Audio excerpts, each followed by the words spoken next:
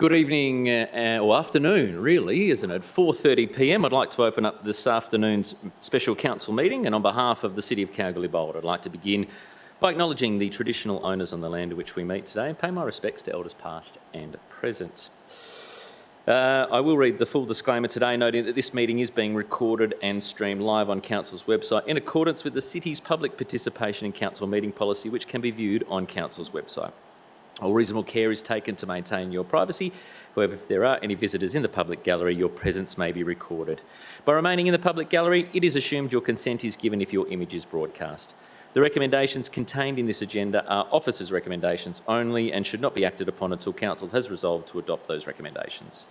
The resolutions of Council should be confirmed by perusing the minutes of the Council meeting at which these recommendations were considered. Members of the public should also note that they act at their own risk if they enact any resolution prior to receiving official written notification of Council's decision. A record of attendance, we have 8 around the table and 1 via phone, which we will take a motion in just a couple of moments to approve, should you wish to progress that, councillors. Deputy Mayor Winner is with us tonight. Hello, Deputy Mayor. Thank you for jumping in last week during the special. Councillor Bodica, good evening to you. Councillor Bodica, I'll just remove myself from my seat and congratulate you on your recent award for Wolga.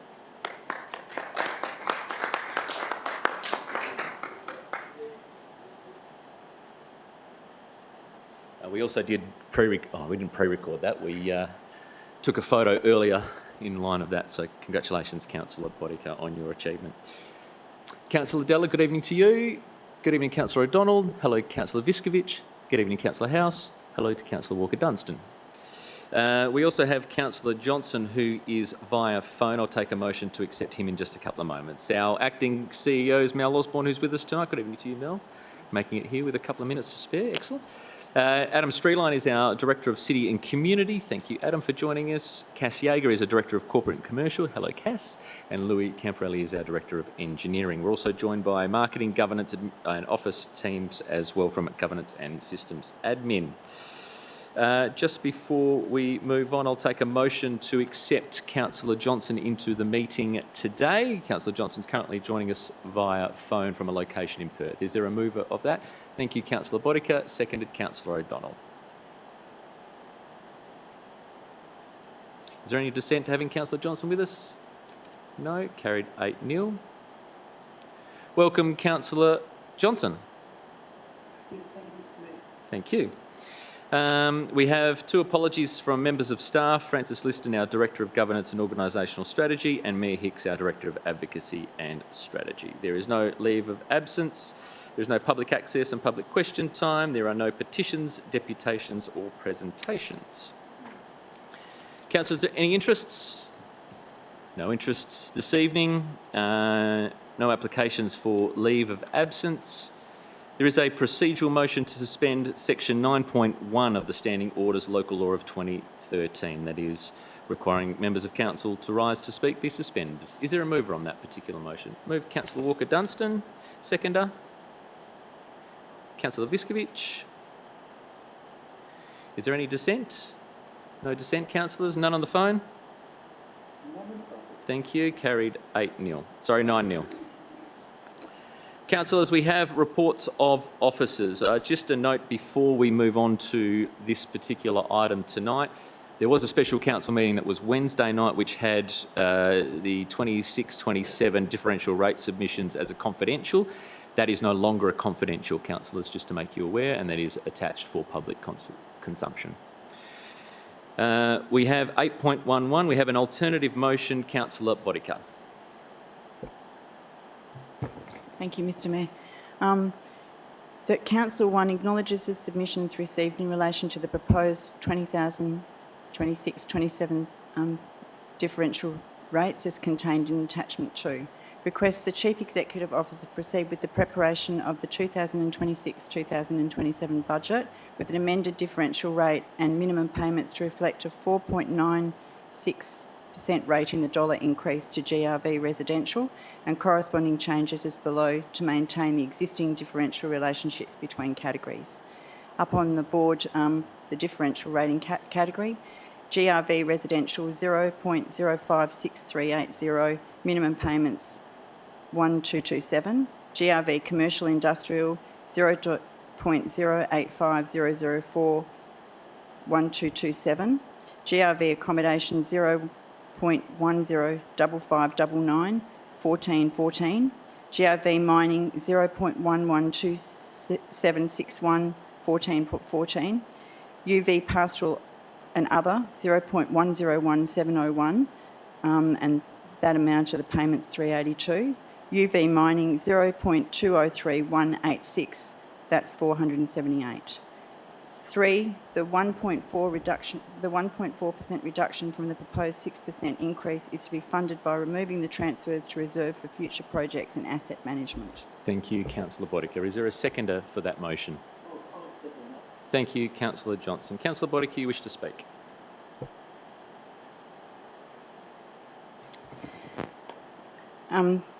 When we voted 6-3 to adjourn this decision last Wednesday, we did so to genuinely consider the community's feedback. We received 42 formal submissions from our residents. Their message was clear. They're feeling massive cost of living pressures, and a 6% hike across the board is a burden they simply cannot absorb right now. This amendment is not a random fallback position. The 4.96% figure is a data-driven choice. It's the exact internal operational cost index calculated by our city staff. By voting for 4.96%, we are providing a complete, dedicated operational cost cover. We are guaranteeing that every single rising cost, staff retention, insurance, utilities and essential day-to-day service delivery is completely funded. The original 6% model includes an additional 1% top-up strictly earmarked to build up our cash reserves. In a booming economic environment, building reserves is good governance, but in a cost of living crisis, asking struggling families and local businesses to fund discretionary reserves is a step that is probably going to be difficult for quite a lot of people. So let me make it absolutely clear, this reduction will not touch our capital works program, our local roads upgrades or our safety initiatives. Those are fully protected. By choosing 4.96% over 6%, we send a powerful message to the people of Kalgoorlie-Boulder. We show them that we're listening to their feedback.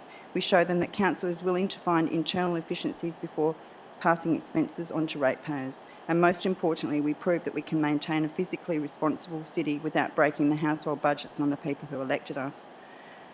I would have liked to have actually gone far less than 4.96%, but, you know, you've got to be real about it, and we all understand that, you know, cost of living and all of the services that we have is having a massive impact. But I strongly urge you all to support this amendment tonight. Thank you. Thank you, Councillor Botica. Councillor Johnson? Thank you, Mr Mayor. I do support the 4.96% figure that Councillor Botica has put up.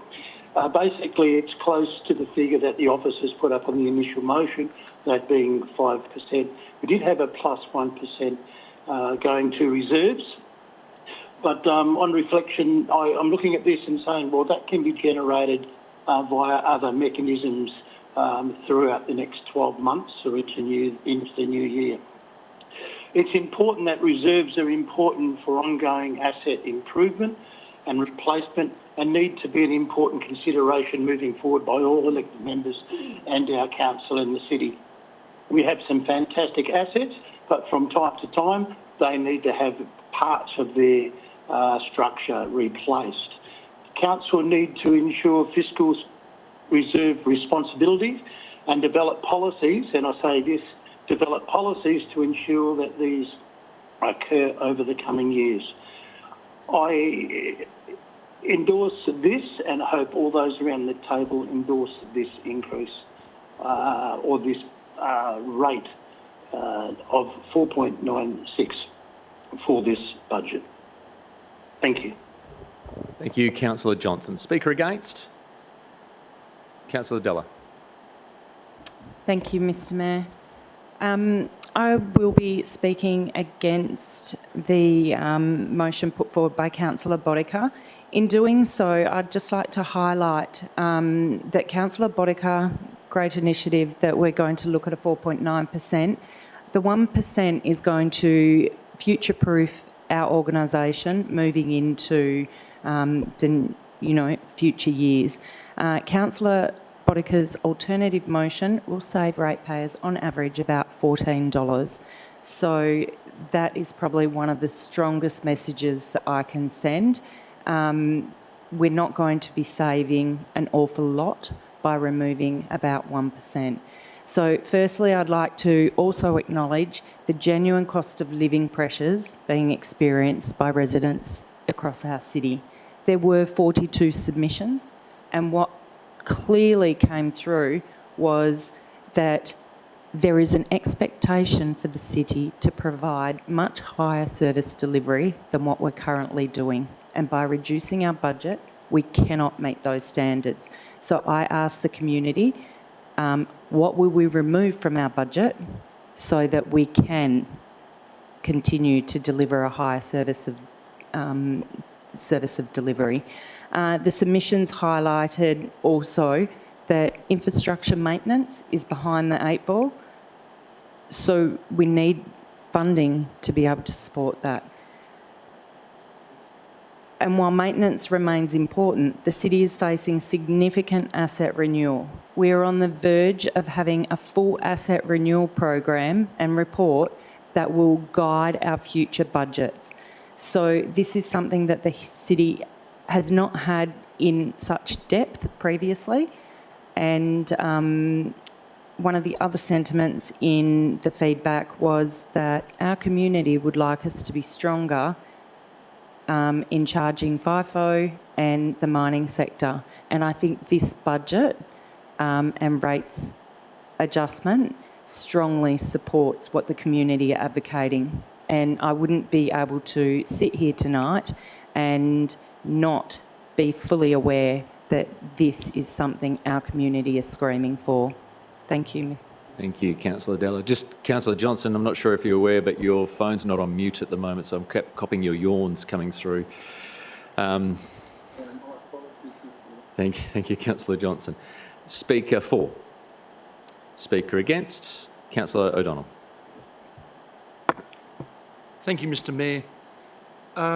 Firstly, I think one of the biggest points that why this shouldn't take place, this amendment, 42 submissions. That sounds like a lot. Less than 1% of ratepayers. Less than 1%. And so let's throw the baby out with the bathwater. No. Out of that, so 99% you can interpret, people are happy with how the council's forging ahead with our budget.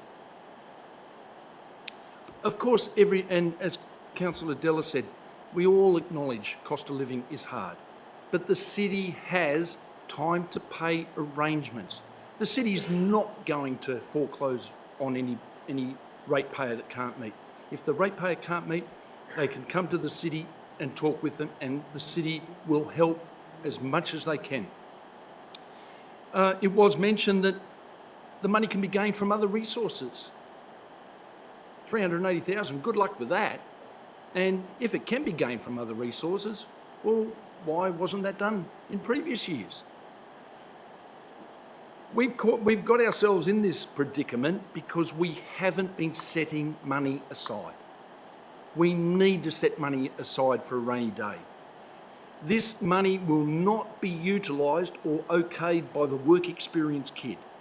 This money that's put aside will only be allowed to be released meeting the criteria and endorsed by the council. The money's not going to be washed down the drain, pay for Christmas parties or anything like that. It's got a specific area and address it has to go to. I believe the budget is justified. It's carefully constructed.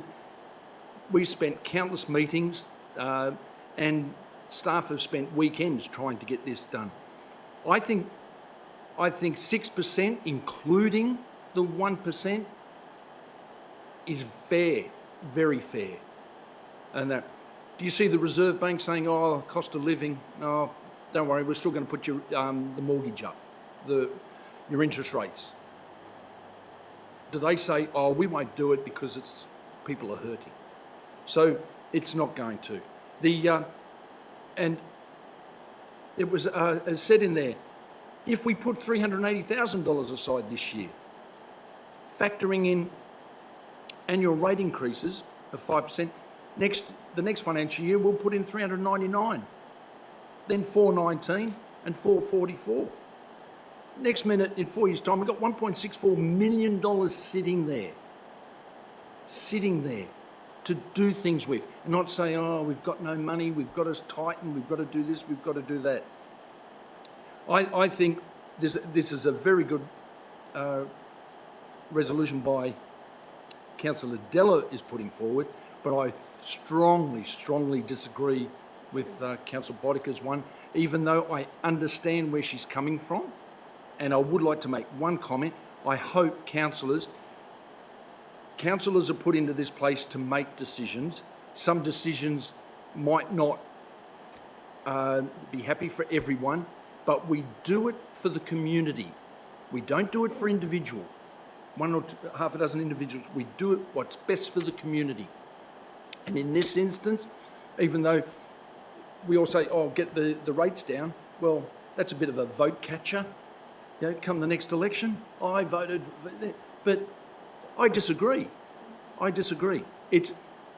Point of order. Thank you, Councillor Botica. What's your point of order? Sorry, can you just grab your microphone, please? Identify your point of order. Because that's alluding to the fact that I'm actually grandstanding and trying to grab votes for the next election when that's not actually the issue at all, Mr Mayor.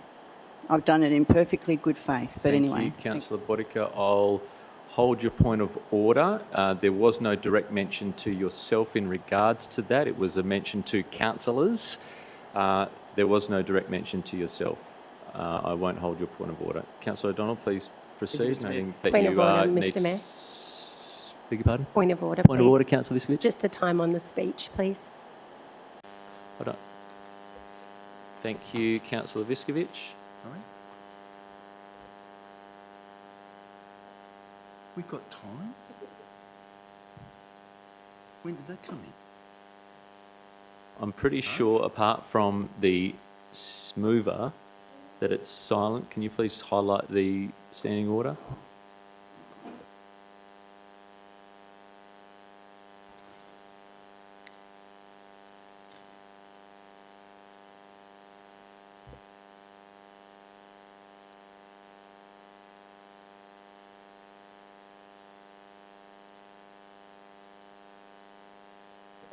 In regards to time, I'll just withdraw that, but I just wanted to point it out. Thanks.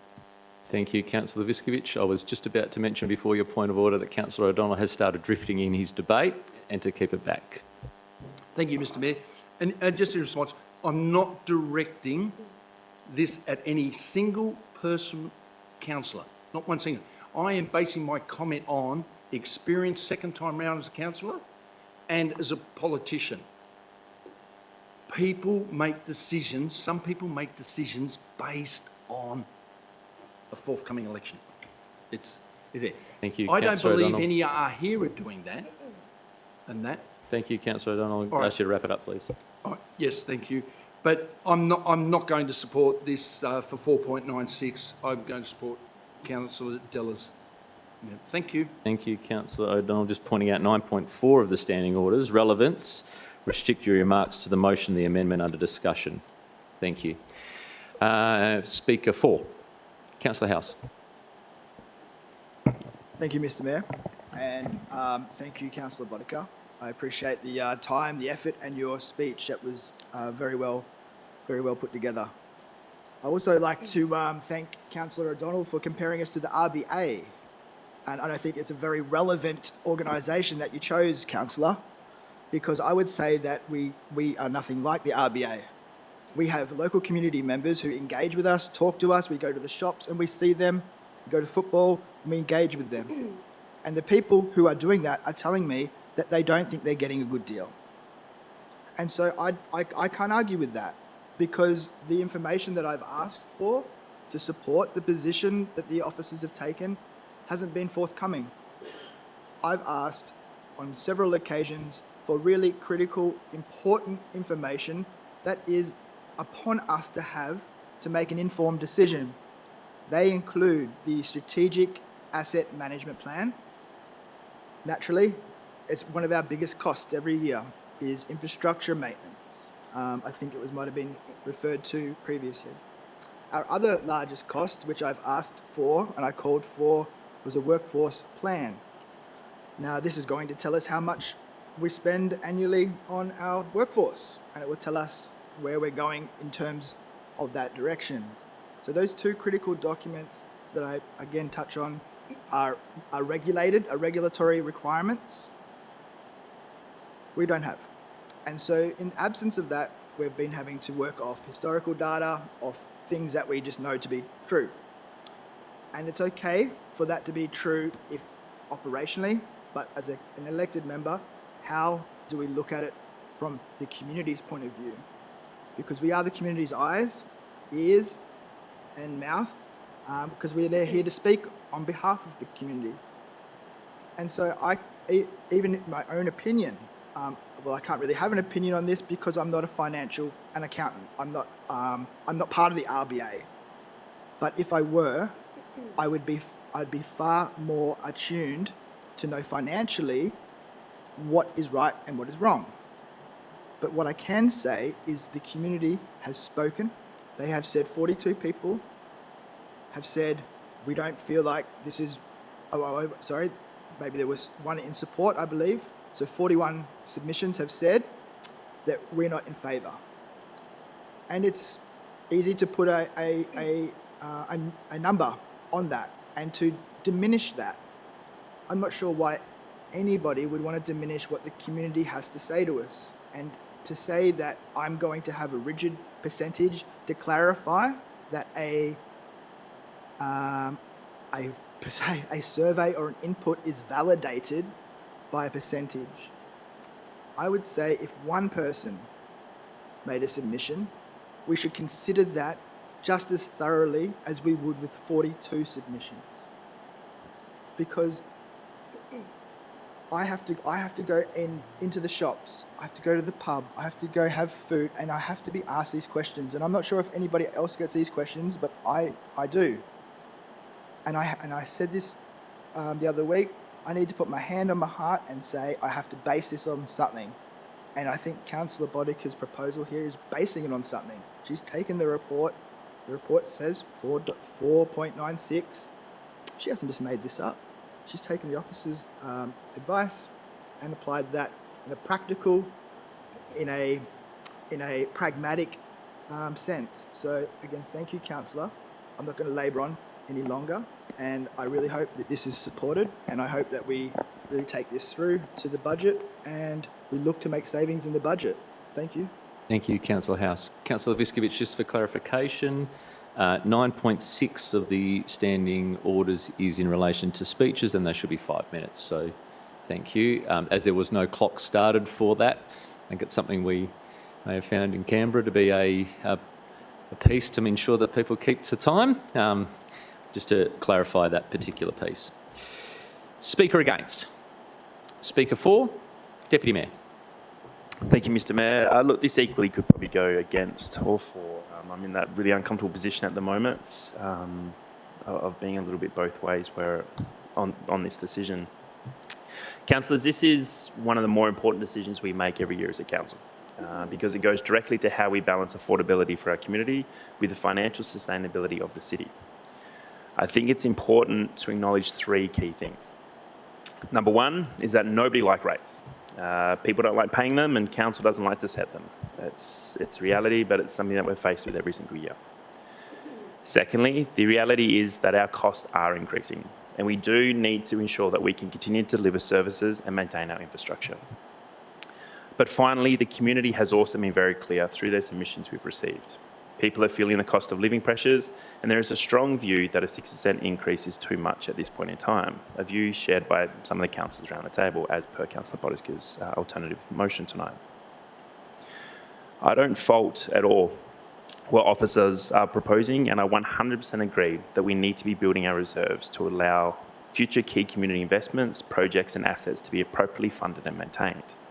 I also 100% agree with what Councillor Bodica's motion is proposing, given that the city's own analysis indicate cost growth of around 4.96%, creating an equally strong case to align the residential rate increase to that level, given the challenges and uncertainty our community faces at this point in time.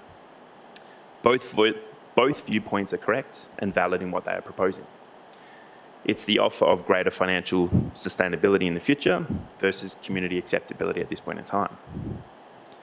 For me, however, the decision has to come down to balance and timing and finding a solution that still allows us to maintain services, reflect the real cost environment, and importantly, one that also sends a message to our community that we have listened and we are responding, however that turns out. Councillors, I do think we need to be very cautious that whatever outcome is reached, it is likely to place greater pressure on the city to ensure strong financial discipline, prioritisation, and a clear long-term approach to asset funding.